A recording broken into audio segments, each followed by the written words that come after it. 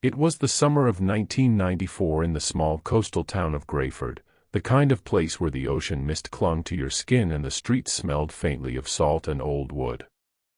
On the morning of his 9th birthday, Daniel Mercer woke to the sound of gulls outside his window and the distant hum of his mother's voice in the kitchen. The house was alive with the scent of vanilla cake and the faint crackle of balloons being rubbed against the ceiling. He lay there for a moment, staring at the ceiling, feeling the strange weight of anticipation that only a child can feel on a birthday, the certainty that the day will be different, that something magical might happen. He didn't know it yet, but this day, the day meant to be filled with laughter and candles, would be the last time anyone in Grayford saw him. The party began like any other, children running barefoot through the backyard, the sound of a cassette player spitting out pop songs, the clink of soda bottles in a cooler.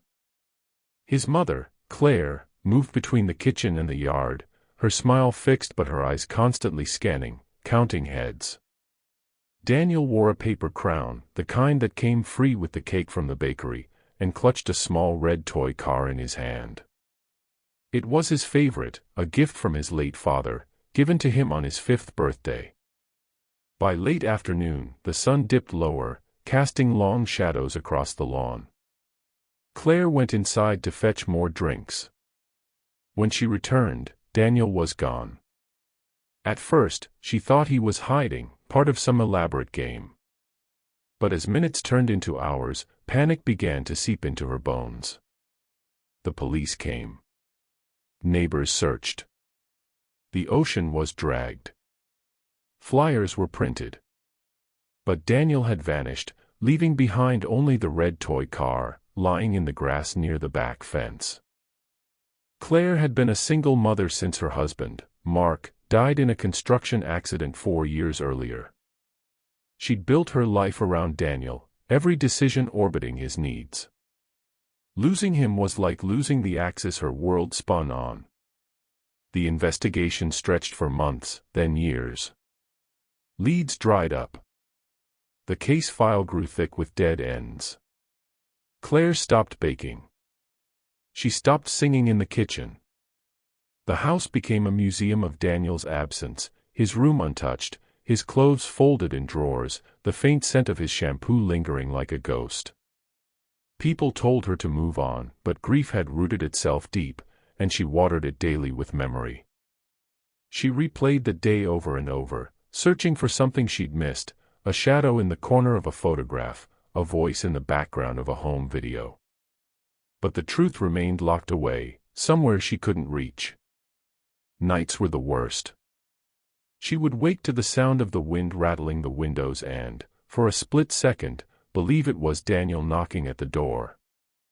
She would imagine opening it to find him standing there, older, taller, but with the same eyes.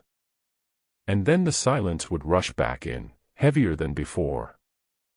10 years later, on a gray Saturday morning, Claire wandered through a neighborhood yard sale in a nearby town. She wasn't looking for anything in particular, just killing time, avoiding the silence of her own home. She sifted through boxes of old books, mismatched mugs, and chipped picture frames. Then she saw it. At the bottom of a cardboard box, half buried under a tangle of Christmas lights, was a small red toy car. The paint was chipped in the exact same places. The left rear wheel was missing its rubber ring. And carved faintly into the underside, in shaky block letters, was a name, Daniel. Her knees buckled. The world narrowed to the size of that car.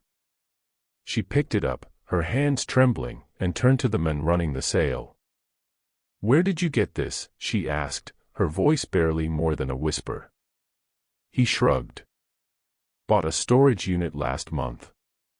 This was in one of the boxes. The words hit her like a wave. A storage unit. Abandoned. Sold off. She pressed him for details, her voice shaking but insistent. The unit was in a town 2 hours north, left unpaid for years before being auctioned off. Claire drove there the next morning, the toy car on the passenger seat like a compass pointing her toward something she both feared and needed to find. The manager of the facility remembered the unit, remembered the men who'd rented it under a false name. Inside, beneath dusty tarps and stacks of old furniture, Claire found more of Daniel's things: a faded backpack, a baseball glove, a photo of him at age 9, smiling in a way she hadn't seen in a decade. Each item was a breadcrumb, leading her deeper into a truth she wasn't sure she could survive. She sat on the cold concrete floor of that storage unit, the smell of mildew and dust thick in the air, and let the memories crash over her. Daniel's laugh. The way he'd line up his toy cars in perfect rows. The sound of his small feet running down the hallway. She could almost hear him now, just beyond the thin veil of time. But the items in front of her were not just relics, they were proof. Proof that he had been somewhere, with someone, long after the world had given up on him. She began to dig through the boxes with a desperation that bordered on frenzy. Old clothes, some his, some not. A notebook filled with drawings, crude sketches of houses, trees, and a figure that appeared again and again, a woman with long hair, her face always obscured. Claire traced the lines with her fingers, wondering if this was someone he had known, someone who had cared for him, or someone he had feared. Beneath the notebook was a cassette tape, unmarked. She took it to her car, slid it into the player. Static, then a voice, faint, young, unmistakable. "Mom. If you find this," her breath caught. The rest was garbled, lost to time and damage, but she heard enough to know he had been alive, thinking of her, long after that day in the backyard. The police reopened the case, but Claire knew better than to rely solely on them. She began her own search, retracing the path from the storage unit's contents. A thrift store receipt led her to a shop owner who remembered a boy matching Daniel's description, coming in with a man she didn't recognize. "Quiet kid," the owner said. Always looked like he wanted to say something, but didn't.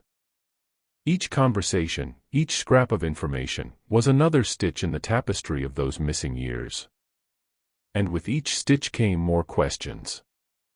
Who had taken him? Why had they kept his things? And why, after all this time, had they been abandoned? Claire's nights became filled with dreams that felt more like memories: Daniel sitting at a kitchen table she didn't recognize, drawing in that same notebook, Daniel looking out a window at a snowy street, Daniel turning toward her, his mouth opening as if to speak, but no sound coming out. She would wake with her heart pounding, the image of him fading like mist. But the toy car remained on her nightstand, a constant reminder that the search was not over. Weeks turned into months. The trail twisted, doubled back, threatened to vanish entirely. But Claire pressed on, driven by something deeper than hope, a need to know, to fill the hollow space that had defined her for a decade. And somewhere, in the quiet hours before dawn, she began to believe that the truth was close. Close enough to touch. Close enough that, if she reached out, she might finally feel her son's hand in hers again. Don't forget to like the video and subscribe for more stories.